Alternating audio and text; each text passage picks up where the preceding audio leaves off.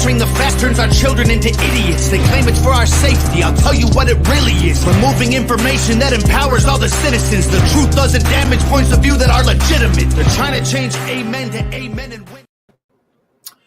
Hey, ladies and gentlemen, how you doing tonight? So it's happening this time. He's actually here.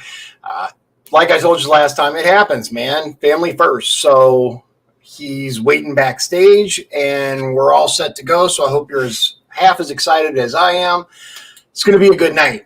We got some great questions, just like we had before, and a couple of new ones. So the viewers out there, if you at any time want to set future interview dates, if you want to ask these people the questions that you really want to know the answers to, send them to talk@dionbergeron.com, talk@dionbergeron.com. So we're going to get started here in just a minute. I just wanted to tell you guys, coming up, we have a number of interviews that are lined up. Let me plug this real quick, and then we'll get into the fun stuff.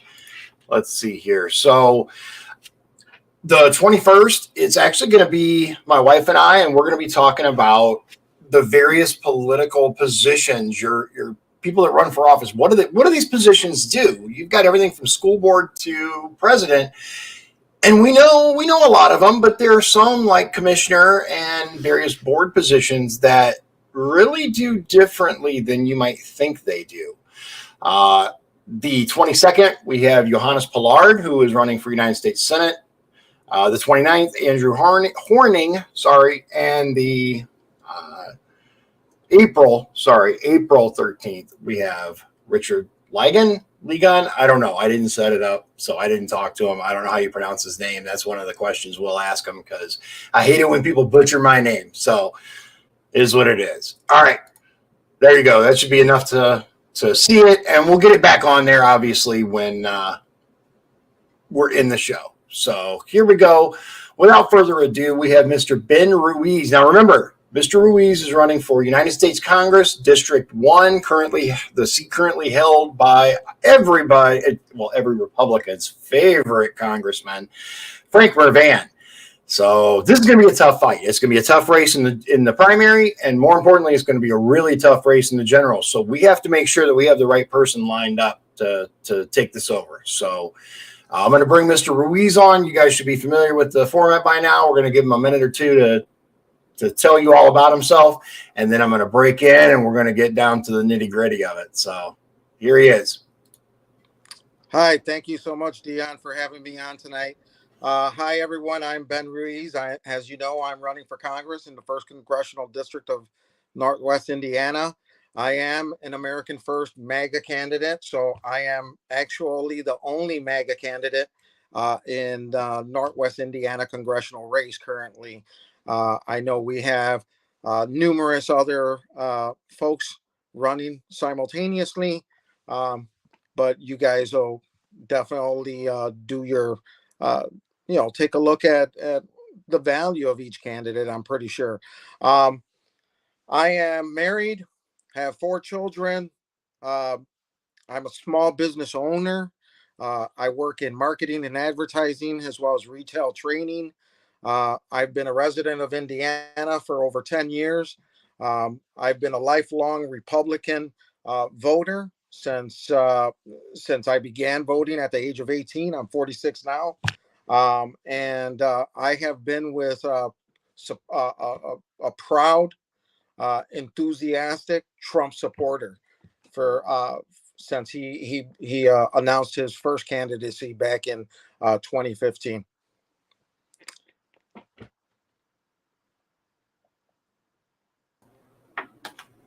All right, awesome.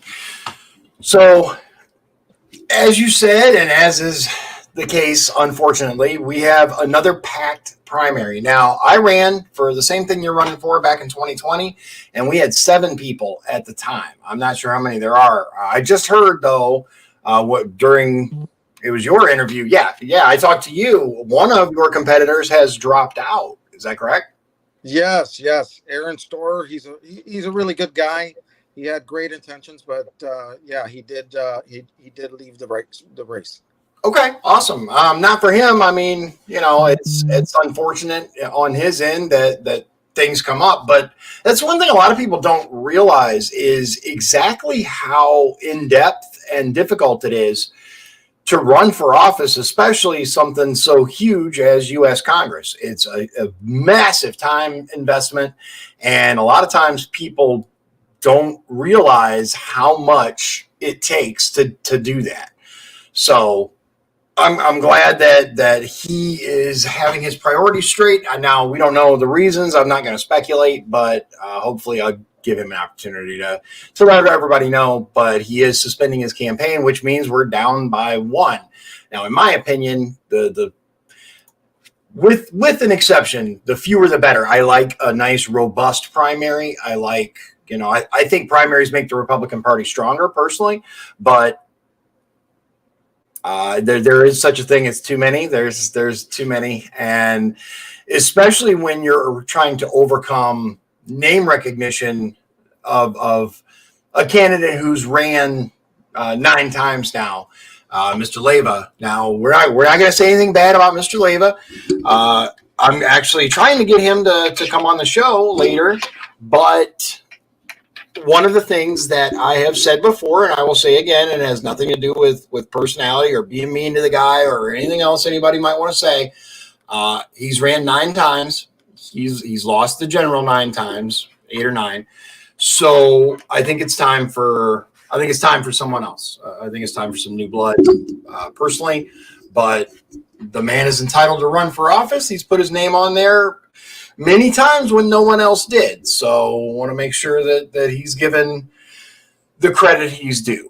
But I've talked enough. It's time to get into the fun of it. And I have some rapid fire questions that I would like to. If I only knew where I put the list, man, I had it. Oh man, it always happens, right? Poor planning. That's okay. I know most of them. We're gonna get into a rapid fire Q&A. Once we do that, we're gonna springboard into the questions that matter. But real quick, Cubs or White Sox? Cubs. Okay, all right.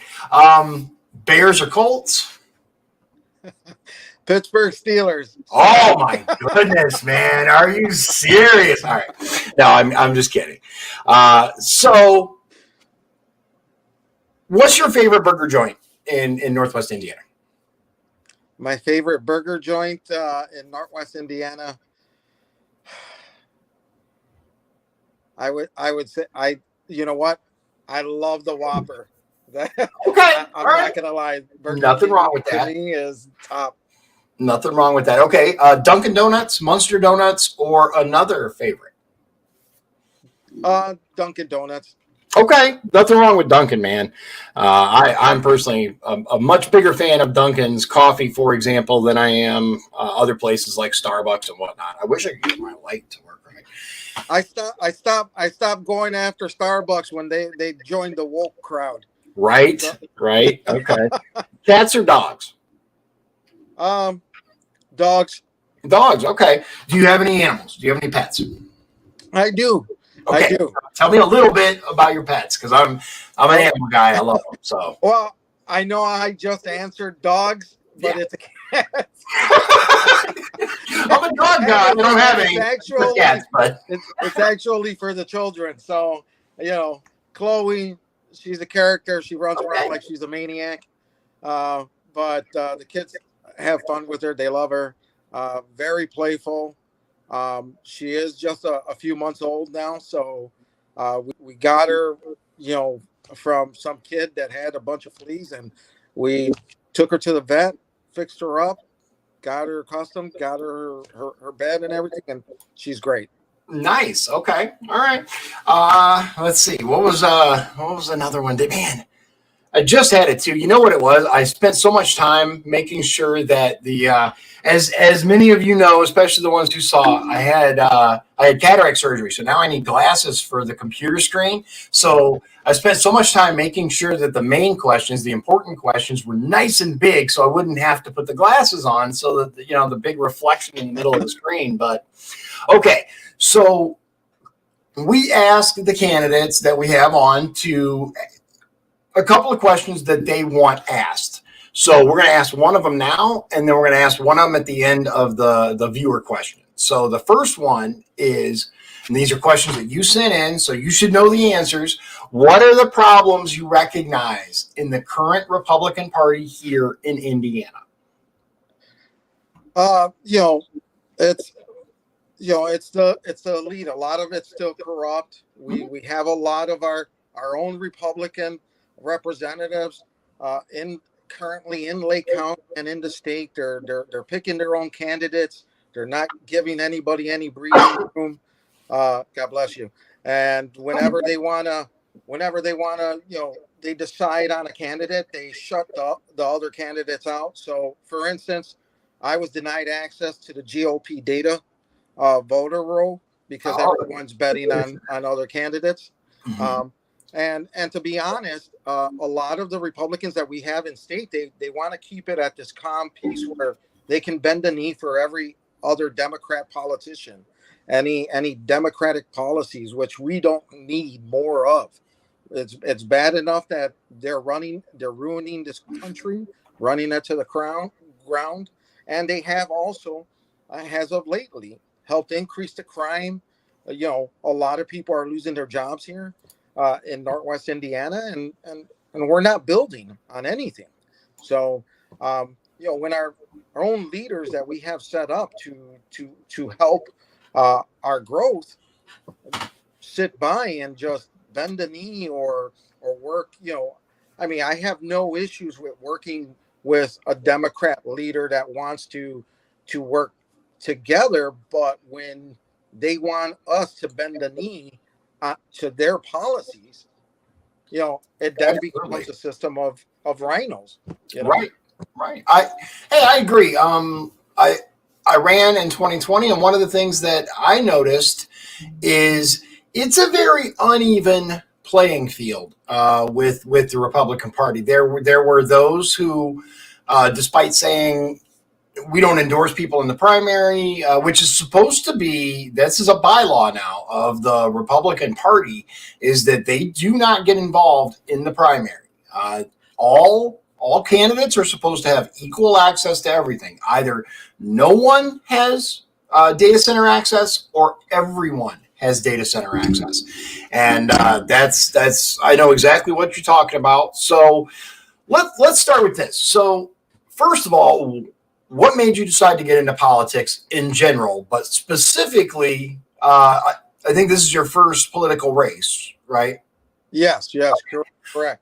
What made you swing for the fences out of the gate and run for the United States House of Representatives for your first time? Well, that's a great question, Dion.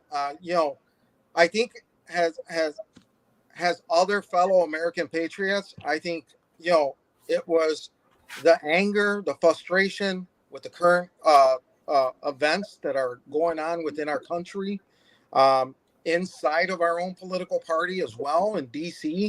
We have a lot of the establishment there, and it just seems that no one is going to bat for the American people.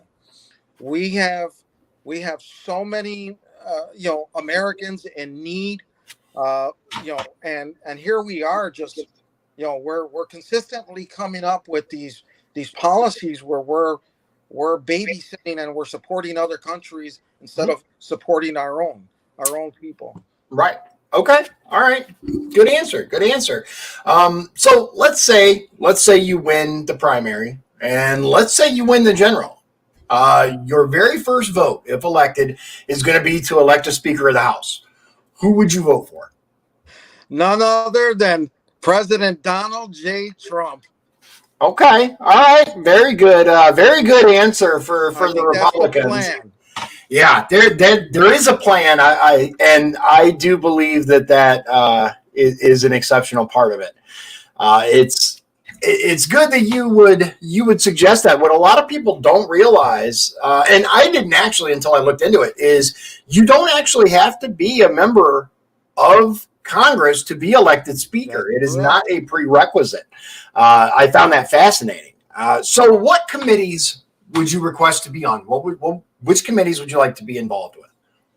The American First, committee, the entire bunch, and just working next to Gates, Major E. Green, and literally on the oversight committees that are focusing on bringing those responsible in this current administration to justice. Impeaching Biden and Harris, getting them out of there.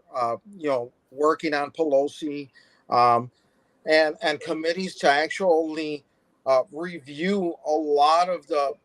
I'm gonna say it here, the free money that we've given out. We want to be on. We want to have these committees that we're going to be able and go back and analyze our welfare state of other countries, other nations, and local, as well as nationwide organizations that are benefiting off the federal government while pushing the woke policies. We don't need our money to support those issues. We need them spent on benefiting Americans and providing the absolute best education that we can provide with our history, our morals, and our own culture, instead of going ahead and giving it to these woke corporations.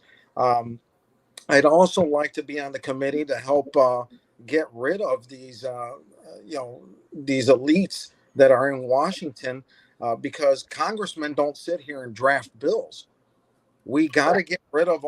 Yeah, we've got to get rid of these companies, these corporations spending big money in Congress. Right. I agree. Lobbying is a massive issue, and I think let me be clear. Not all lobbyists are bad, because there are lobbyists that represent the average person. There are lobbies. Lobbying in and of itself is part of the political system, but there is a problem when these lobbies don't represent you and I. They represent massive corporations. They represent foreign interests. They represent all these things other than you and I.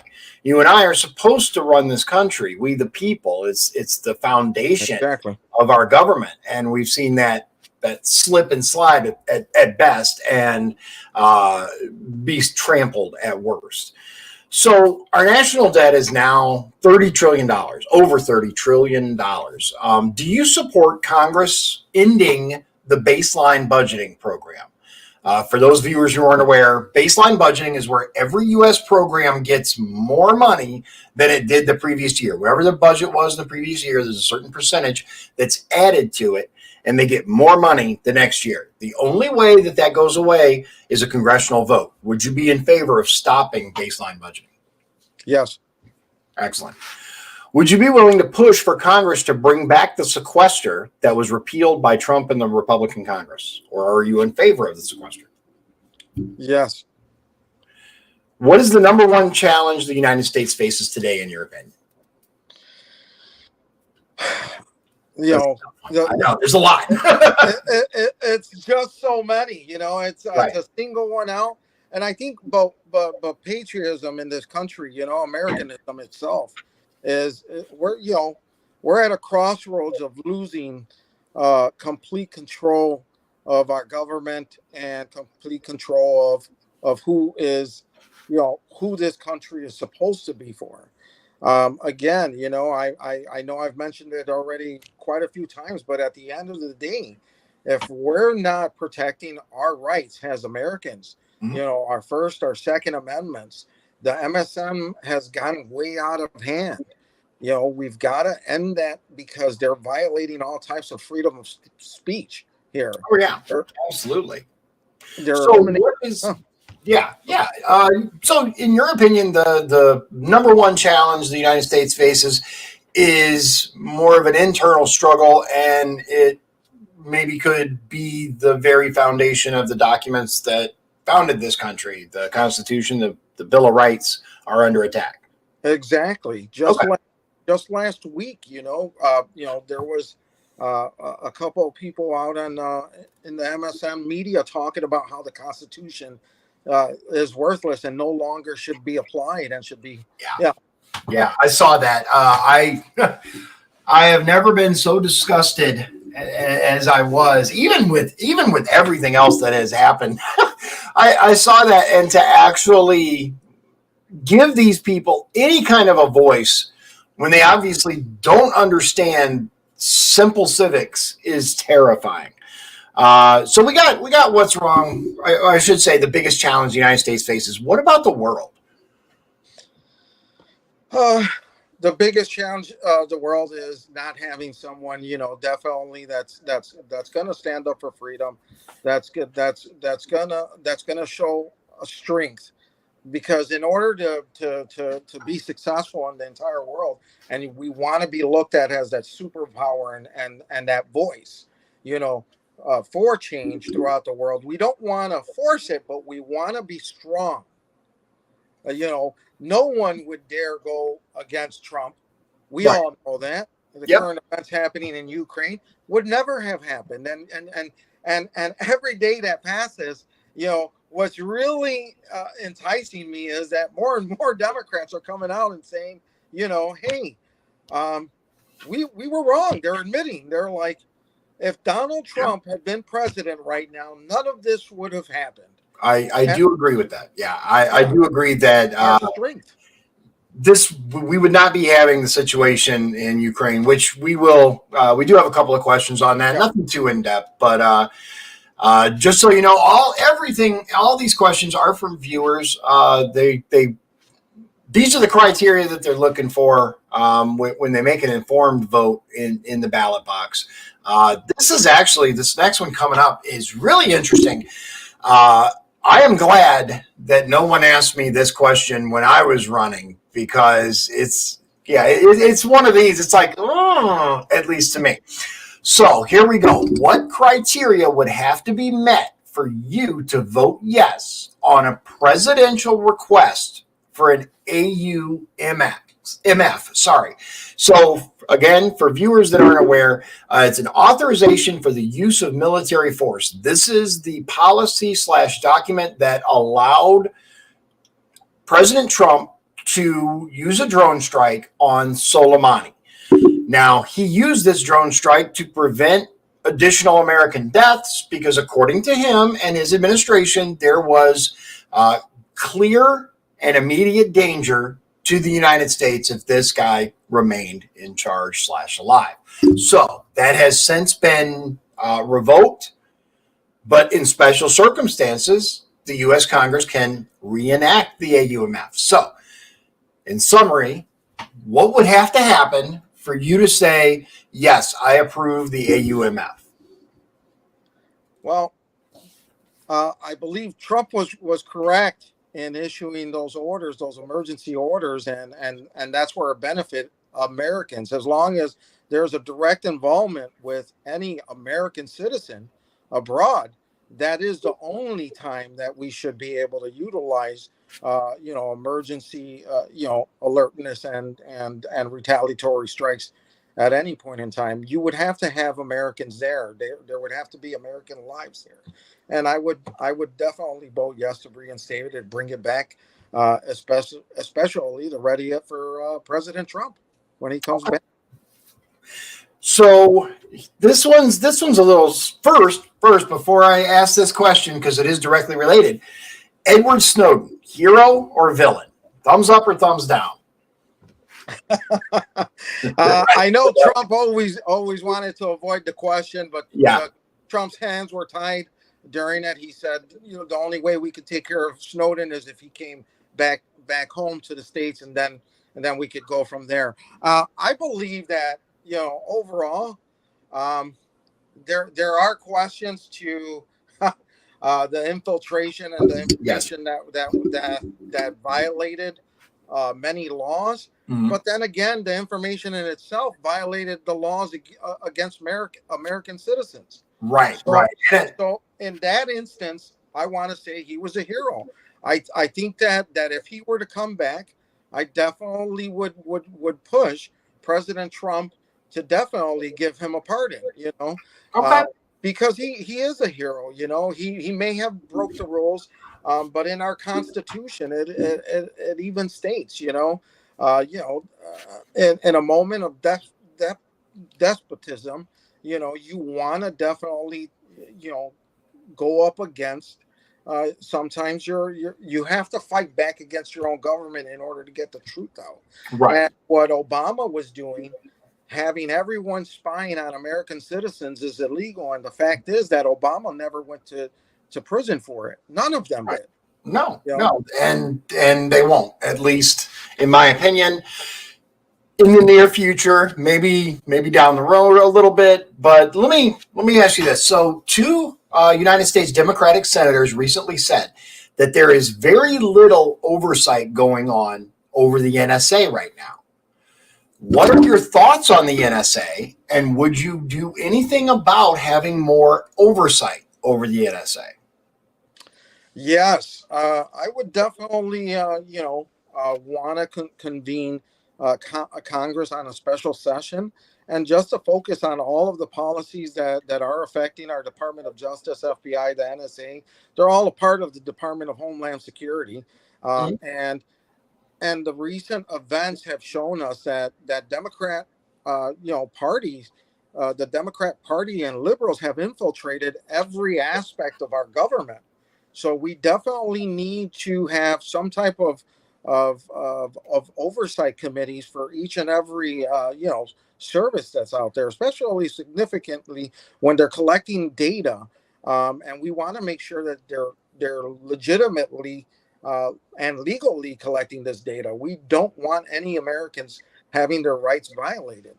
Right. I agree. Okay, so you know what? This question was for later, but I'm actually going to throw it in now because you brought up a great point. Should the government have the authority to indefinitely detain an American citizen if they see them as a threat to national security? No, because every American is afforded due rights, due process of law according to the Constitution of the United States of America. We as Americans, and patriots have an obligation to follow the Constitution, because the Constitution is what protects us.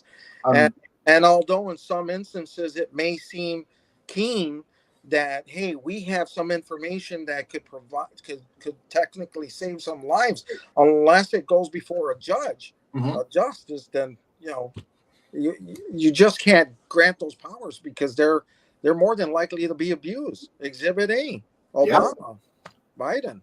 I'm glad you said that. Another guest that I interviewed, I brought up the Patriot Act, and they seemed to believe that it was one of the greatest things ever, and that security is greater than freedom. And I really want to push back on that, because one of the key aspects of freedom is your ability, or I should say your right, to look out for your own security and safety. We see all across the world countries that take the security of the citizens as the government's job. Look at Australia. They're secure, all right. They can't leave their homes. They can't go anywhere without being the subject of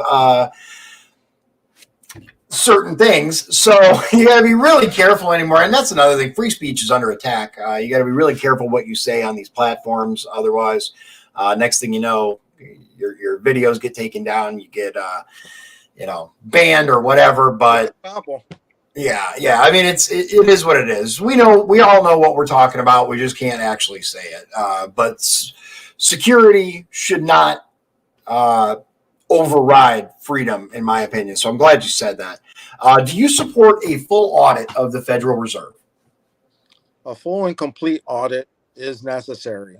Okay, excellent. To establish, where we are and what we need to do to get back on the right track to the days of when we were doing very, very great, phenomenal under President Trump.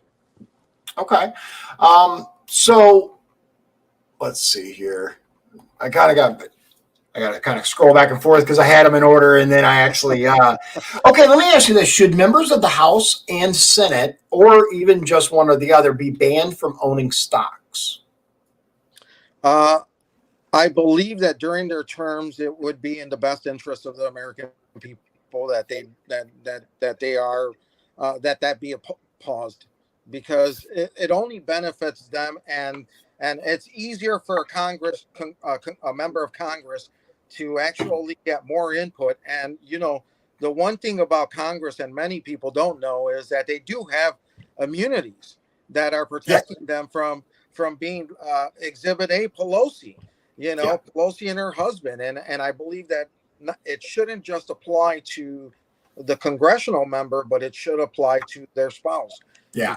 I'm glad you said that, because that was my follow-up question, is what about their spouses? A lot of these people, they themselves may not own very much, but their spouses seem to have this interesting amount of stocks that get traded oftentimes right before major events happen. It's really quite shocking.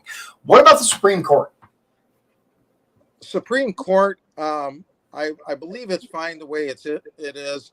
I know the Democrats are itching to go ahead and pack the Supreme Court, and packing the Supreme Court would only endanger the vitality of our nation. We already globally are a sitting joke in front of the Biden administration, and Kamala Harris over there somewhere in Europe laughing everything off like a goofy. And I'm going to be honest with you, we don't deserve that. The American people deserve better. We deserve to have righteous, judges that are going to serve their lifetime duties. But even I'm skeptical of keeping them there for a lifetime. I actually was currently thinking that maybe it would be great for a certain moment to be able to introduce some type of limit to kind of rearrange but not expand the court. Sometimes we want that, but we can take, for example, one of the most moderate ones, who happens to be the leader of the Supreme Court right now, and he didn't turn out so great. He doesn't follow the Constitution when it needs to be followed. Right. And we all know who I'm talking about. So. Yeah. So do you believe that the Supreme Court should be banned from owning stocks?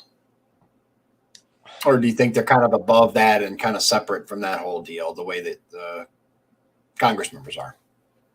That is a great question. I'm not too informed, and I couldn't say I'm too informed on how exactly, but it is a different part of the we have our judicial, legislative, which is Congress, and then executive branch. It is a separate branch of the government.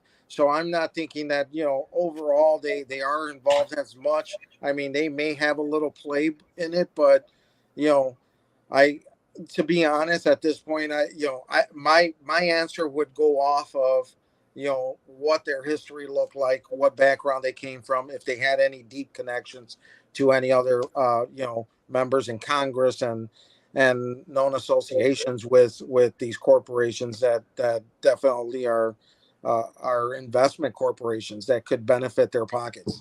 Okay, so you're saying more of a case by case, or certain instances, if there are questionable connections involved, then maybe exactly. It should be like that. Okay, so this is a pretty straightforward thing. I think you and I are on the same page on this, but again, viewer questions: was Trump a good or a bad thing for the GOP? President Trump is the GOP. This is his party, and we have to let the rhinos know, and the establishment know that they are no longer in control. This is our movement. This is the American First movement, and Trump is what brought the party back to life. They needed Trump, and Trump is the best president in modern day history. In the modern day history of this country, of our nation. Okay. Now I'm going to give you a little bit of a preamble for this next question, because again, referring back to what I said before, with the Ukraine-Russia situation, we have seen people calling for, Elon Musk, for example, to shut off all Teslas in Russia. That's actually a thing, by the way. I don't know if you guys saw that, Yeah. but there have been multiple people that have asked Elon Musk to shut off Teslas. The Visa, MasterCard, Spotify, other places have shut down their access to Russian citizens. Now, let's be very clear here. I highly doubt that any of these things affect the people that are making the decisions. What the people that they affect are people like you and I who don't have a foreign bank account with lots of money that we can access. When we go to use our card at the store and we suddenly find out it doesn't work, we'd be SOL. At least I would. I don't know about your financial situation, but I don't have a stack of bills under my mattress or, some gold reserves that I can tap into. The reason I said all this is because I have a specific question for you. But just with what we've seen in the past with, quote, misinformation being targeted, just be very careful with your answer. We do want honesty, but we also want to protect ourselves. The question is Ukraine or Russia the villain in the current war? So it's a nuanced situation. I want to be very clear, but it is a viewer question that was asked, and I want to ask it. And you know what, that is a great question, and it is hard, and many people, are emotional over the current events, as is in all war. There are always going to be casualties. Mm-hmm. And helping the Ukraine people is just as important, to help to provide some kind of, stability in the region. However, I don't feel that going to war against Russia is ideal over Ukraine, for the fact that Ukraine it was toppled. A legitimately elected government was toppled by the Obama administration back in 2014. So currently, Zelensky and those actors, and I'm going to call them actors because the majority of them have been on TV shows and everything, running the current government, are, a lot of them are criminals, in fact, because a lot of the stuff that they've done to their very own people, the atrocities they've committed in the last 8 years, killing or murdering over 13,000 of their people, that have Russian backgrounds, so, I wouldn't trust Putin completely. And I'll be honest, I could care less about what the Russian government is doing or their thoughts, but I don't believe that jumping into World War III over a corrupt government that is well known throughout the world, which is why they've been rejected time and time again of NATO membership, and UN membership, even though they only recently applied as of the past few weeks. I'm going to be honest. I don't see going to World War III sufficient enough. I mean, we're talking about possibly endangering the lives of Americans, and in every other case where we have an interest, that it definitely would benefit us, but we have no interest except recently Russia said, hey, we have biological weapons, and I'll be honest, it didn't make us look good any better. So right. And that's one thing that I want to kind of touch on just for a moment. There are more important questions out there, but I don't think any other question kind of hits so close to home right now. There are an astonishing number of people from all across the aisle that have a consistent message, so consistent it almost seems scripted. I don't want to get into conspiracy theories or anything like that, but I do want to say, and this is to anyone watching this, use some critical thinking skills and ask yourself, why someone, let's take a couple of names, a man like George Soros, who is very, very, if not anti-American, let's just say anti-American way. Him all the way to someone like Mitt Romney or some of these other rhinos that are there. Lindsey Graham, all of these people consistently say, we need to stand with Ukraine. We need to do this. We need to do that. We need to sanction Russia. Now, I want to say, and this is a personal opinion of mine, we're dealing with sovereign nations here.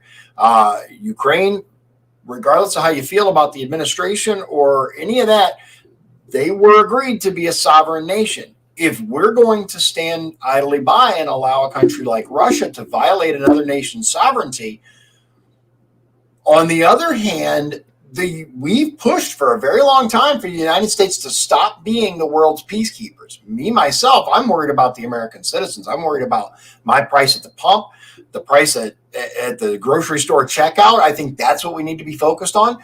Why are we putting all of this money, energy, troops, weapons, etc., into the United Nations? Because the UN is supposed to be the governing body that would step in this circumstance. They're completely useless. And if that's going to be the case, if they're not going to do anything, if they're just going to go, oh, that's bad, man, why are we dumping all this money? So let me ask you this. I'm pretty sure we're on the same page here, but do you support immigration reform? I support immigration reform. I support border control. Right now, we just gave, I believe it was $10 billion over to Ukraine, and that was approved. We are now protecting the borders of the 4 bordering countries that border Russia. And and let me just put this really clear. My brother is currently a United States Marine active in the reserve, and he's also Border Patrol. We decided to send our own Border Patrol to these foreign countries. Wait, hold on. I want to make sure I understand you. So they are taking active Border Patrol agents who are supposed to protect our borders here domestically, and they are shipping them overseas to protect another country's borders when the Biden administration is allowing hundreds of thousands to millions of illegal immigrants who, by the way, don't have the same restrictions that you or I do in order to move around or keep our jobs. They're allowing all these people to flood into our country, but they're taking our active Border Patrol agents and they're shipping them overseas. Is that what you're saying? Correct. And at least they're trying. I know they're getting a lot of pushback from the Border Patrol because a lot of the Border Patrol are unhappy. My brother even took a desk job. He said no more. Yeah. That is absolutely insane. Matt has a question. Where are you from? I don't think we covered that. I'm out here in East Chicago, Indiana, so I'm right on the outskirts of Hammond and in between Gary and Hammond. So definitely been here for quite some time. I originally lived down in Fort Wayne as well. Okay. All right. How long have you been in the area? East Chicago area, Northwest Indiana area? For about 10 years. Okay. All right. Phenomenal. Sean wants to know, do you want to secure or completely close the southern border? I want to close the southern border, and we need to start vetting everyone coming in. The current administration, as you mentioned, Dion, let in millions and millions over the past year and a half. Well, starting with the first individual, I want to try to get together with Congress, if elected, and put a special group out there.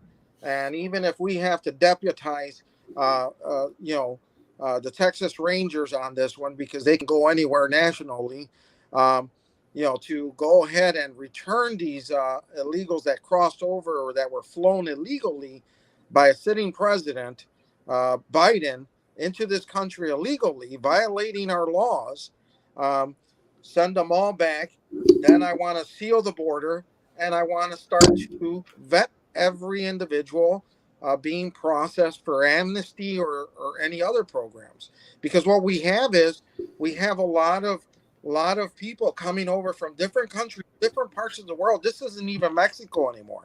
Right. They're using Mexico as a step stool to get into the United States. Many of the people that actually entered during Biden's first year were already, they found amnesty in countries in South Latin America, the rest of Latin America, and then proceeded to come here. And our laws clearly state that whatever first country you land, you have to apply for asylum, and you have to meet the requirements there. And if you're accepted, then you stay there, the first country you come across.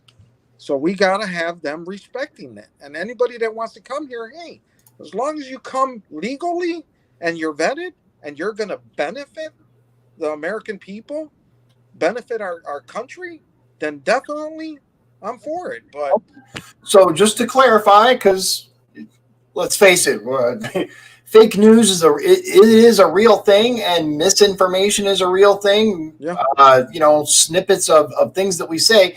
You do support legal immigration. You support people from other countries that come here the right way, file the correct paperwork, assimilate, learn the language, those things. You're in favor of that, correct? I'm in favor of the original immigration reform put and passed and pushed through Donald J. Trump, which was rejected by both sides of Congress. Yep. And I'm in favor of reinstating his ideals, because I think he's got a great point. We've got to vet these people.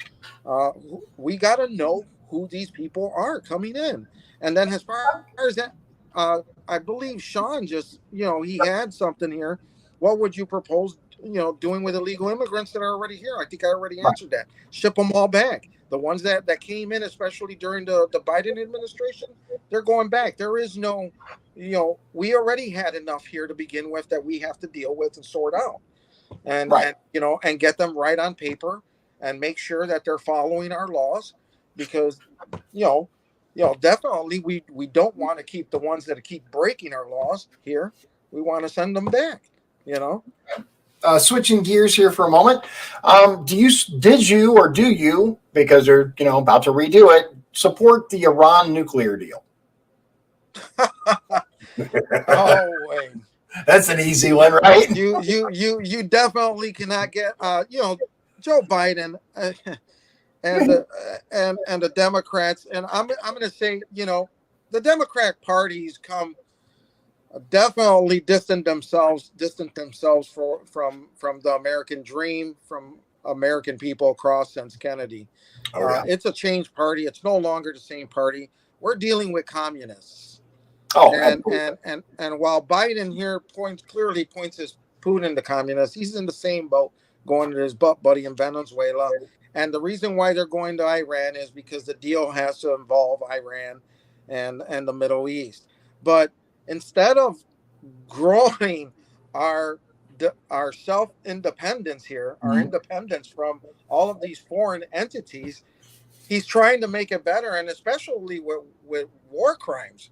War criminals, like Iran, who constantly, violate the freedoms. I mean, these are the same Democrats that'll say that, equality, we should all be equal, the same sexes and all of that. But yet they sit here and allow, they keep their mouths quiet when it comes down to what they do in countries like Iran. Against women, so right. No, and that's something that I think needs a lot more attention. We have what I refer to as the screaming left, the loudest minority of the liberal elites, really, who swear up and down that they're for equal rights. They're not. They support countries that directly attack the people they claim to be speaking out for: women, minorities, LGBTQ plus crowd. These people are literally killed and they are somehow supporting these countries. So it's a gigantic game. What about the Paris Accord? Do you support the United States being in the Paris Accord? No, I do not. Pretty simple. Anything that has to do with Europe, let them figure everything out on their own. We have enough investments going around the world, and we're getting no return. We're seeing no return on it. And most of these accords that we're footing the bill a majority of the time for most of these bogus accords across the world. It's time that we give these other nations, these sovereign nations, an opportunity to do better for their own people, because we have a country here to run as well and protect our own here.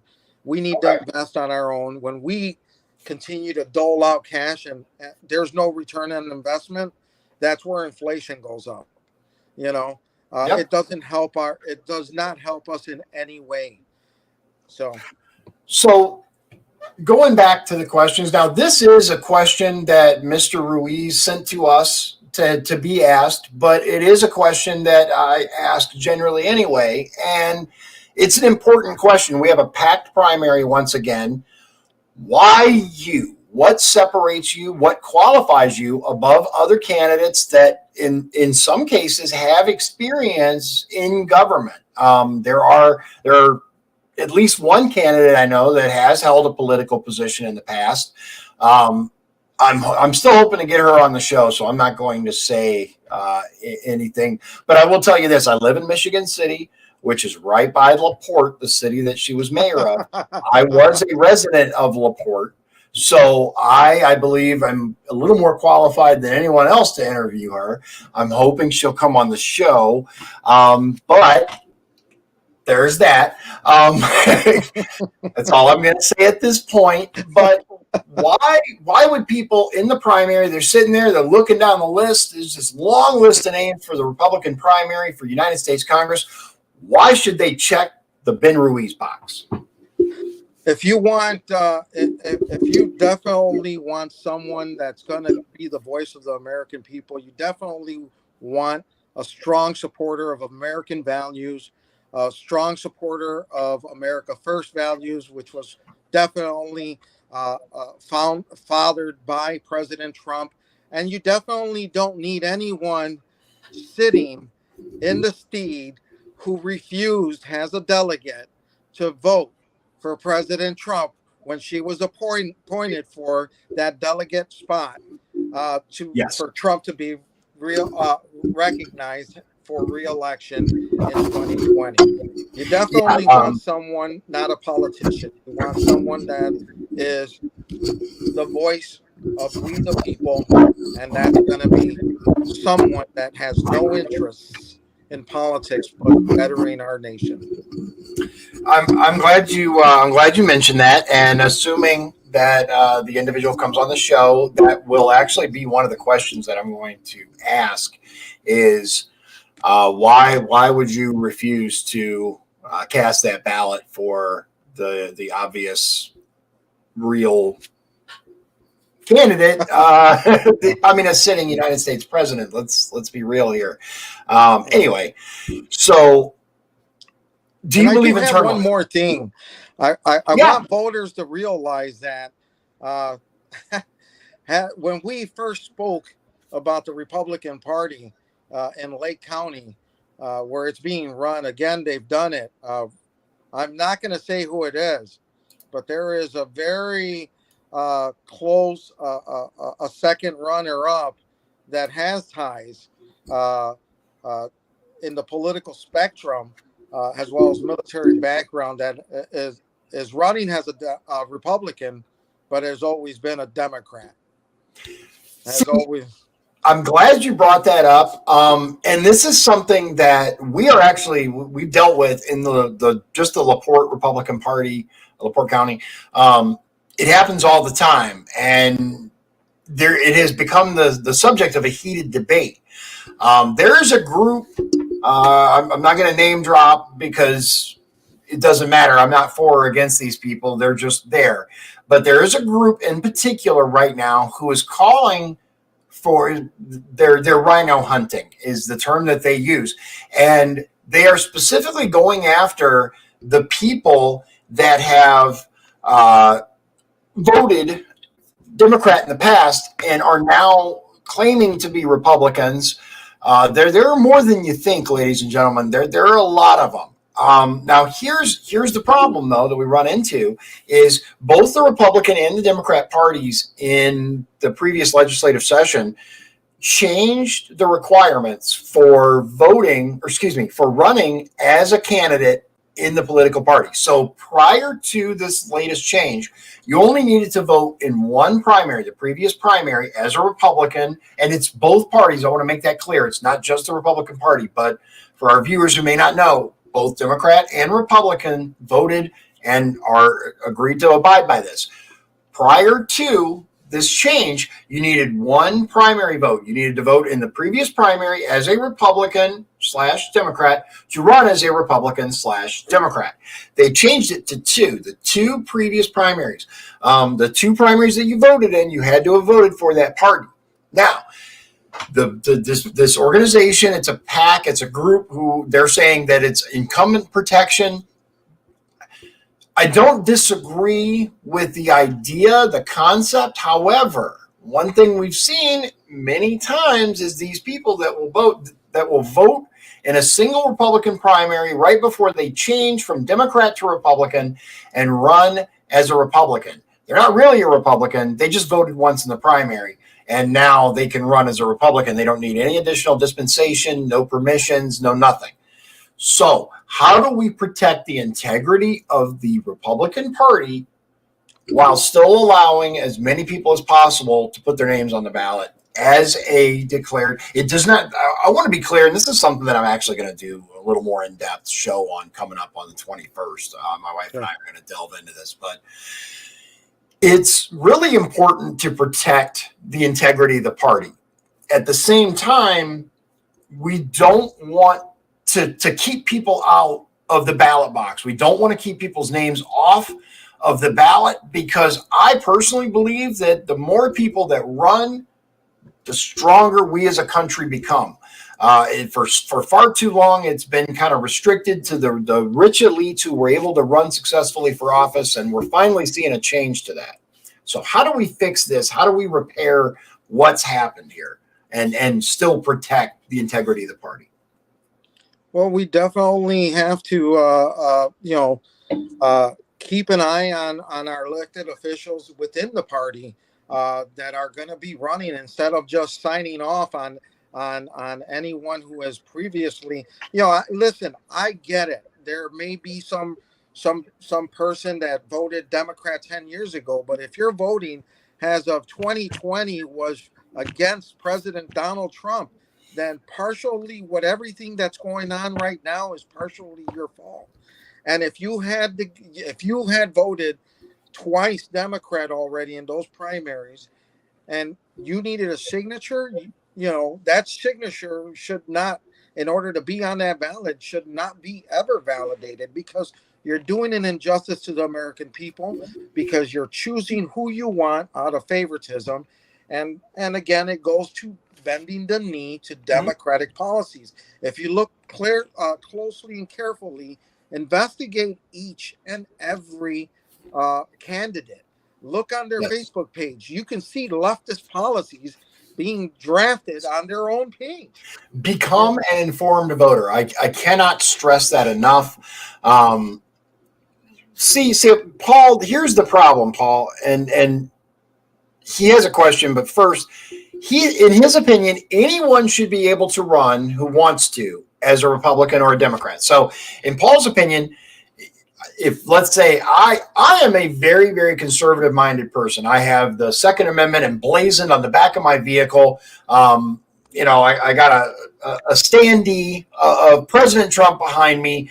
Obviously, I'm very conservative, but in Paul's opinion, I should be able to just put my name on the ballot as a Democrat. Now, the issue that I have with that, Paul, and this is me personally, to make sure you tune in on the 21st, Paul, because we're going to dive more into this. Anybody watching that wants to learn more about what we're talking about with signatures and all this stuff, join us on the 21st. But the problem is, again, you lose the integrity of the party. How do you know that the person that is signing up to be a Republican, to run as a Republican, how do you know this person is a conservative? How do you know they represent Republican values? Well, the way that we've been able to kind of do that, two ways. One, primary votes. I voted in the primary as a Republican. I care about the direction of the Republican Party. The other way is what's called a chairman's signature, and we'll kind of dive more into that. But essentially, the chairman of the county party can sign off on someone and say, yes, they are a member in good standing of the Republican Party. That's all well and good when that person is a conservative, when they are a good Republican, as it were. But when they're not, we have a local example, as a matter of fact. The mayor of Michigan City actually ran for state rep in 2016, I believe. Anyway, they ran as a Democrat. For years and years and years and years, they ran as a Democrat. In maybe it was 2018, I believe, the mayor approached the county party as the Republican Party and said, hey, I'd like a letter. A letter was given, which I want to clarify, the chairman is a different chairman now. We replaced that chairman. The letter was given, the individual ran as a Republican, and they won the Republican primary. Now, they got elected as a Republican, but they are governing very much like a Democrat. So what have we gained? Yes, technically there's an R on there's an R on the list, but they're not really a Republican. Matt wants to know that he sent you a private message on Messenger, and he would like to. He was asking how to support you before, so I think you got somebody. Thank you, Matt. Paul has a question for you, and I do think it's a good question. What would you change to make immigration easier? And I think he means easier for those who are coming here legally, but more difficult for those who are not.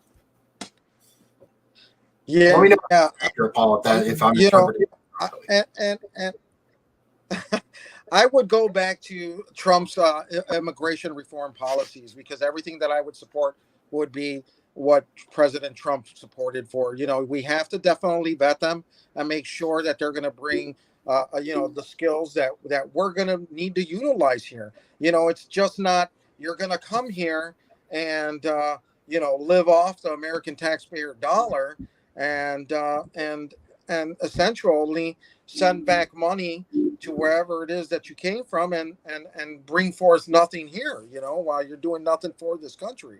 So we want to make sure that we're going to have an individual that's going to be dedicated not only to becoming a resident, but also eventually becoming a citizen, and becoming a productive member of the American society. We don't want to just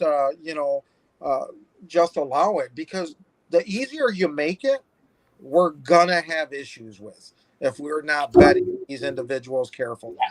And I do believe that vetting is kind of one of the most important, if not the most important thing we can do to welcome people to this country. Make sure that they're going to be a productive member of society.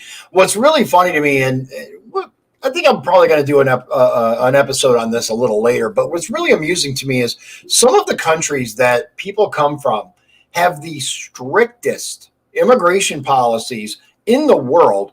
In Mexico, you are actually not allowed to fly another country's flag. These people that come, and don't get me wrong, I have no problem with someone flying the flag of their origin country. If that's what you want to do, you want to put it on your vehicle, you want to put it on your home, whatever. That's America. Free speech, I'm all for. But the very country that they tend to fly the flag of has 100 times more restrictive immigration policies than this country does. But Paul has something to say real quick. He says he means as the party you rep, not as opposition. But the party shouldn't have the power to exclude an interested citizen to run just because the party may not like that prospective candidate. Let me tell you, Paul, and this is really important. There's nothing that prevents you from putting your name on the ballot as an independent. Nothing at all. You can run anytime you want, as long as you meet the criteria laid out in the state or federal constitution to run for office. However, like you would voting. Right. However, if you're going to run as a political party, that political party has the right to determine what constitutes a member in good standing of that political party. So, I mean, like I said, we'll delve more into this, and I do think it'll be interesting. But do you believe in term limits? Yes, I do. And I've already signed that I am for term limits. I don't believe that anyone should be in Congress more than 12 years. You know, okay. If I'm going down, you know, that would be one of the first things that I co-sponsor. One of the first bills that I co-sponsor, term limits. You know, pro-life. Yeah. Okay, we're going to wind this down real quick. Just a couple more questions for you. Then I'll give you a few minutes to kind of give your outro and tell the people why they should vote for you. Do you support reforming Medicare and Social Security? Now, it'd be great if everything could just stay the way it is. But unfortunately, as we've seen, Congress has done the American government. Let's not just blame Congress. The American government in general has done the worst possible job they could have done managing Social Security and Medicare. I don't think it's fathomable for people to have intentionally set out to do worse than these people have done managing these things. So unfortunately, something is going to have to change. Do you support raising the retirement age or making the program means tested? Or is there another idea that you support to fix Medicare / Social Security? I actually would support, again, the Trump reformed Medicare Reform Act that he proposed to Congress and which did not pass Congress again. He was impeded by Congress on that as well. And I would support the reforms and bring back that specific push in order to get it reformed and also give the American people the options, with who they decided they wanted to be their carriers and stuff. So definitely to get them covered. So it's kind of a specific question, but I've actually had several people ask this. I don't know if you remember, but there was a big push to make DC a state. I'm pretty sure none of us support that, but this is actually a really good question. Talking about Puerto Rico, should Puerto Rico stay as a U.S. territory? Should they become the 51st state, or should they be their own country with no U.S. involvement? In your opinion?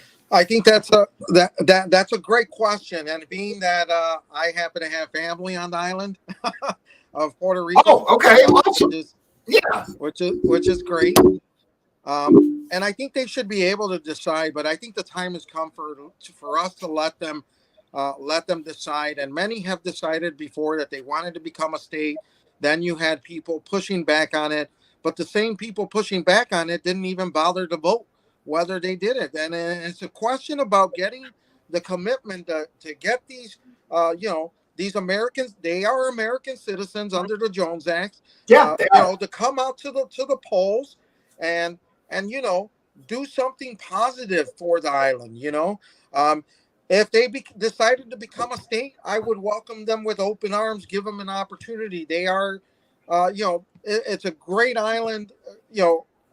We are all Americans, and that's a great thing. And I carry, I carry my flag with me as well. But I am an American citizen. I'm very proud of my heritage. But I let everyone know I'm an American citizen, and that's what we need. Is we need them to be proud of themselves and not divide themselves over the question. And we definitely want them to be able to. We want to give them the right to choose what they want to do. And I just think that right now, where they are a commonwealth, it has gone past so far. They're getting the best of both worlds, but they're still failing on the island because democratic policies on the island again, like they are currently here on the mainland, have damaged the island's credibility. They're in junk bond status. Right. So And I think that's what Sean is asking. I think we need to give them the opportunity to decide what they want to do, and then once they do it, we need to convene Congress to decide Okay. on their future. Once we can get that, we don't have the right to go in, and I think we can say, hey, well, we're going to take your citizenship, and what's that going to do? But create chaos and controversy for all the American citizens that they already are, Right. that are living here. So Matt has a couple of questions for you real Sure. quick, and then I have one follow-up that I already know the answer to, but I'm going to ask it anyway. So first of all, he wants to know, are you on Gab? Yes, I am. I am on Gab. Yeah, you want to drop your handle so everybody can find you. So I am at Real Ben Ruiz on Gab, and you can find me easily with my email at ruizforcongress at gmail.com. Good. Or He wants to type in know my name. Yeah, this is Matt's question, and I'm going to tell you, I think it's from a lot of people now, especially hardcore Republicans that share your opinion that Trump is the party these days. Are you going to be as loud as Marjorie Taylor Greene and Lauren Boebert? Boebert? I don't know, man. I always butcher people's names. I love them. It doesn't matter. I might give them a challenge. They haven't heard my voice yet. I think I'm going to give them a run for their money, but definitely I'm going to be with them all the way, 100%. Excellent. Okay. Do you support universal basic income? No. In this country, you've got to make your own way.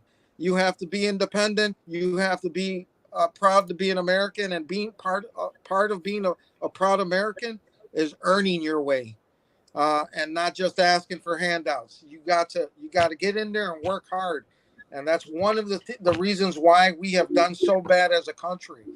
A lot of people just don't want to work these days. We've fostered them into staying at home and doing nothing. Yeah. So we're way over. It's been great talking to you. Just kind of sum up here real quick. Let's say that the reasons that you gave why people should vote for you in the primary carry you across the finish line. You are the Republican nominee for United States Congress for District 1. Can you beat Frank Mervan? Other than it's going to be a bloodbath for Democrats, in my opinion. I'm already planning one for Mervan. Yeah, I'm going to buy him a casket at Costco, so that way he can get a load of that one. Right, but aside, trying to think of how to word this. Basically, could it be anyone and they still beat Mervan, or does it need to be you or a select other number of individuals? Or will he still win? Because regardless of how you feel about the guy or his voting, District 1 is a weird region. There are many, many blue-collar people that have been horribly misled by Democrats that they are the so-called party of the people, excuse me. So can you beat him? And it's easy to sit here and say, oh, yeah, he's toast. But the reality is it's going to be a tough fight. Do you have the resources and abilities to turn this into a win for Republicans in District 1? My campaign is completely grassroots. I'm not funded by woke corporations like Mervan is. He's funded. I've already taken a look at a lot of the listing that he's had, and it is going to be a tough fight. But I believe he can be. It can be won, and there may be one other individual that I believe that can actually stand, other than myself, that can stand by and possibly beat him, give him a run for the money. Definitely, it is gonna be a bloodbath, like you said, Dion. But the focus is that even if that other individual wins, what people want is you want a true American first candidate, someone that's not going to back down and bow down to Democrats, someone that hasn't been around literally, um, you know, around the political scene, and you know, really hasn't stepped up to proving that they're for the American people. You don't want the same elected officials because they're going to be the ones that turn their back, not just on the party, but they're going to turn their back on the same Americans that put them in. We're going to have the same type of individual that we have in Mervan.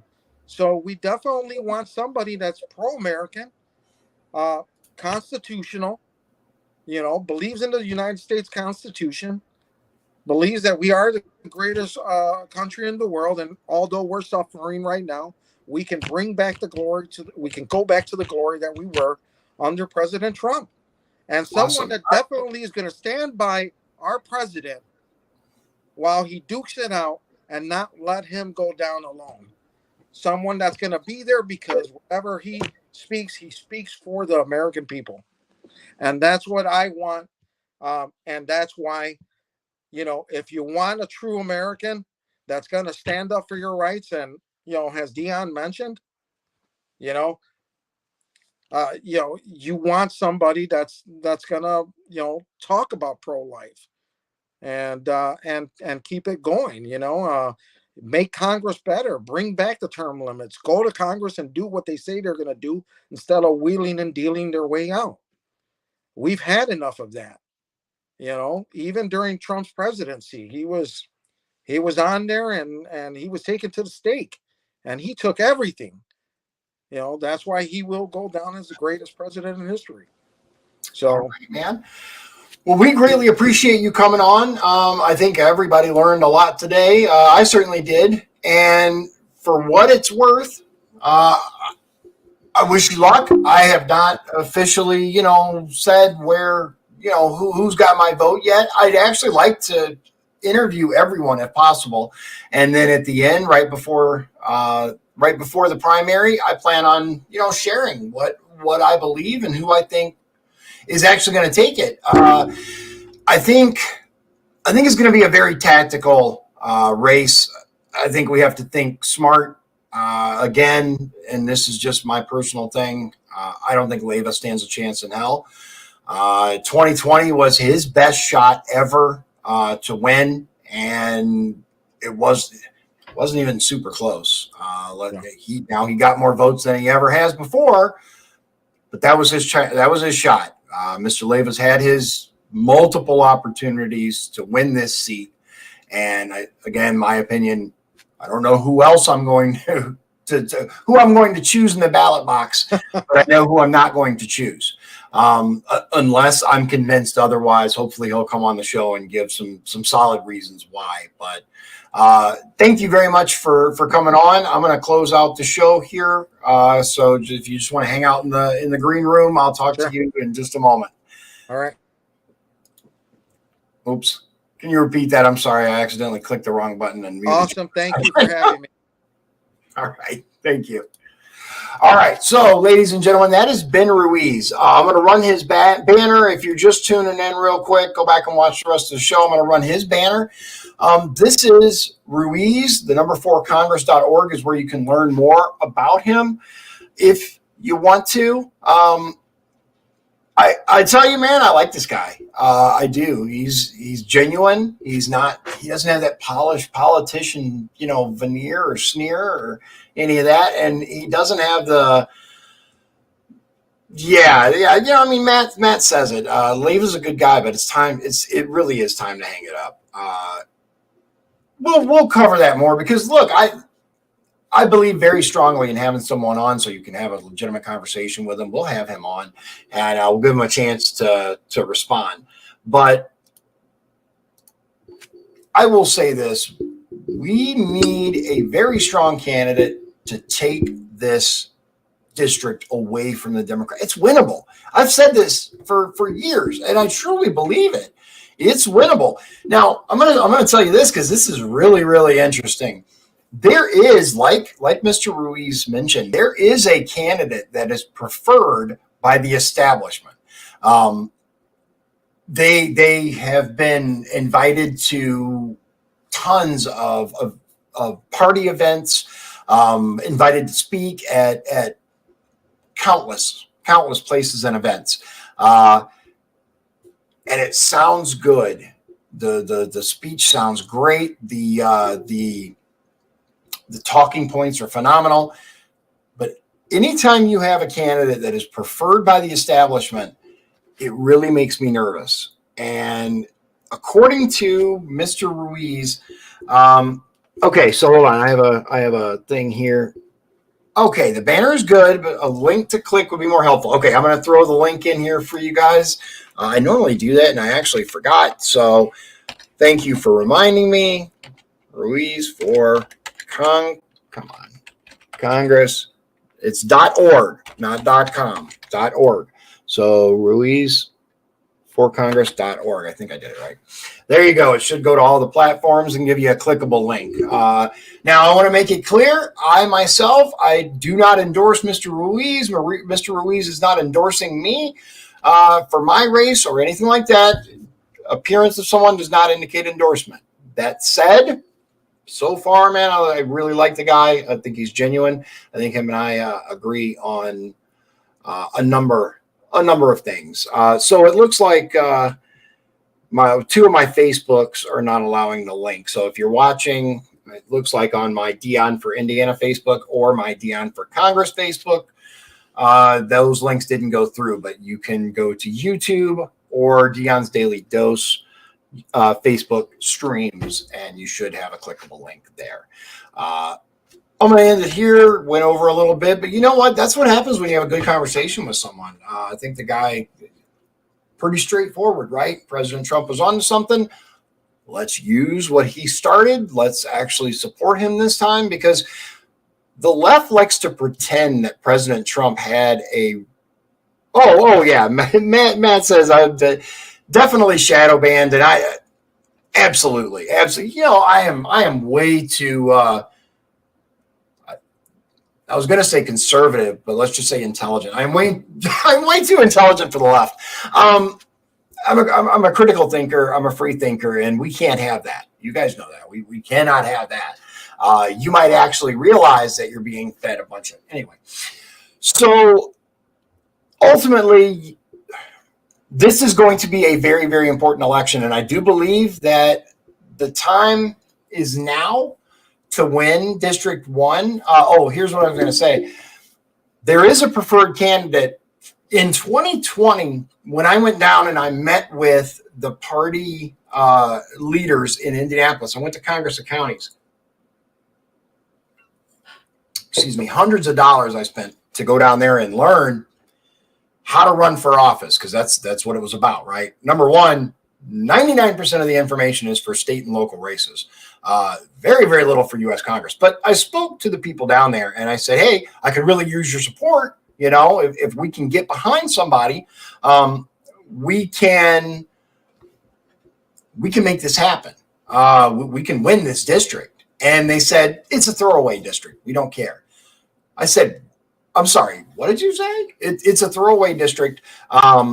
We don't consider it winnable. Now, let me be very clear. In 2022, the state party is putting money into winning this race. Why? Because they know it's winnable. The same thing I said in 2020, the same thing that they've been being told for years now. It is a winnable race. It is a winnable seat. Why would we not go for it? So be careful. Use your head. Become an informed voter. I cannot stress that enough. Become an informed voter. Learn about these people. If you go and you check someone's social media and there is nothing before their announcement, if it's a new account, if it suddenly changes the messaging, then you know you're being lied to. You know you're being led. And ladies and gentlemen, I believe you're smarter than that. So use your head. Yeah, you're right, Paul. Paul says it is nothing to Indy. It wasn't. Let me be clear. It wasn't until they knew it was winnable. Then all of a sudden they're willing to dump lots and lots of money, millions and millions of dollars they're planning on dumping into this race. Cassius says the chat link is not clickable, but it does work with copy paste, which there you go. I'm going to run my little banner here and I'm going to wrap it up. It's already been a little bit longer than I was planning, but it was a great conversation. And I think we all want to see some real representation in Congress.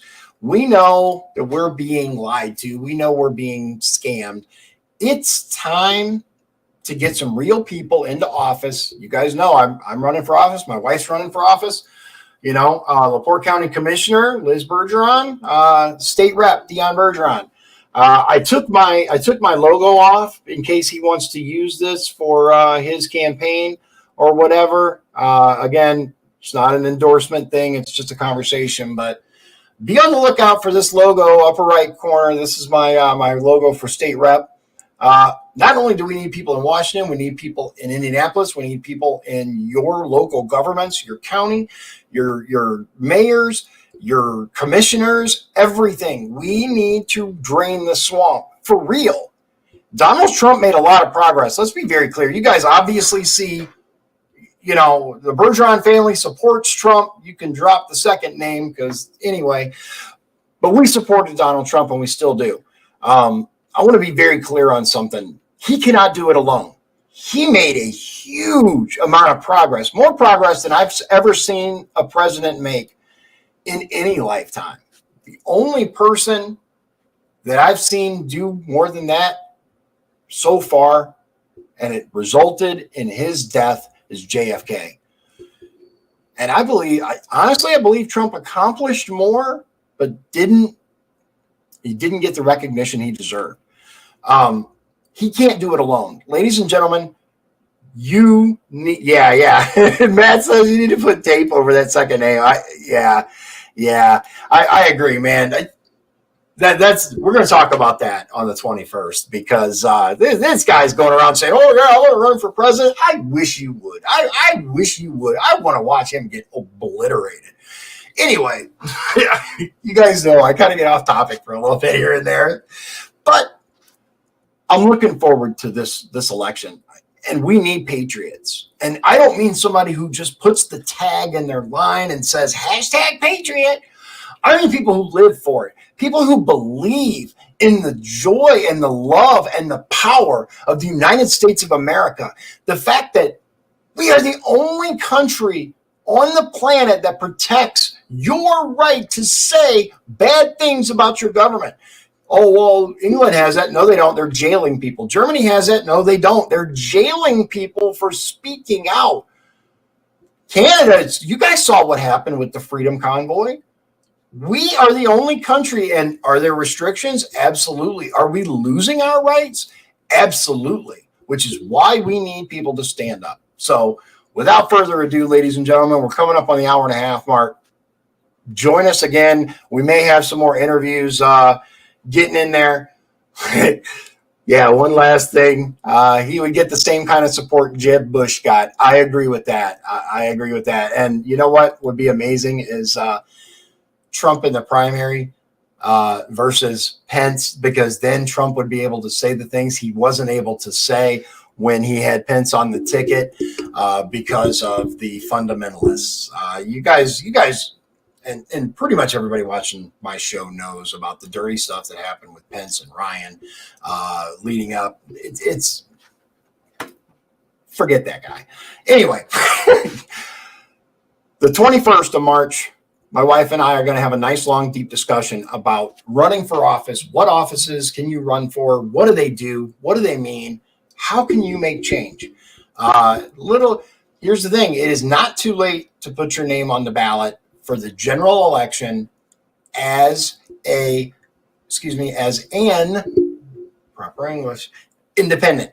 And I'm going to tell you, ladies and gentlemen, it has never looked better for an independent than it does this year. Does that mean I'm anti-Republican? Not at all. I'm a Republican candidate for office. But sometimes you have to go outside the system in order to fix the system. take that for what it is, leave it for what it's not. And once again, no, I want to tell Paul, Haney is not up for re-election yet. So the way that the LaPorte County commissioners work, I'm just going to tell you, Joe Haney is a commissioner here in LaPorte County. He is a patriot. He is a real patriot, not a fake triot, not a P-A-Y triot. He is a real patriot. So right now he is on the commission, and he is the only good commissioner we have. He is a 2-1 against him to get anything done.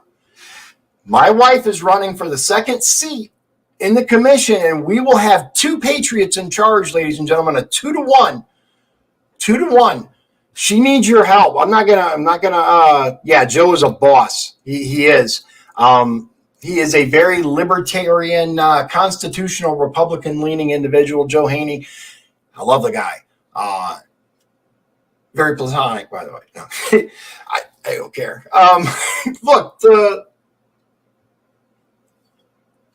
reality is we have to get patriots into office up and down the ballot. So we're going to tell you how to do that and what we can influence together, because we are the ones that pick the direction of this country. We, the people. Ladies and gentlemen, thank you so much for joining me tonight. I appreciate your time, and I appreciate your interest in this, because it's time. It's absolutely time that we take this country back. Without further ado, God bless you. God bless wow, man. I'm getting ahead of myself. God bless you. God bless Indiana. And God bless the United States of America. Amen.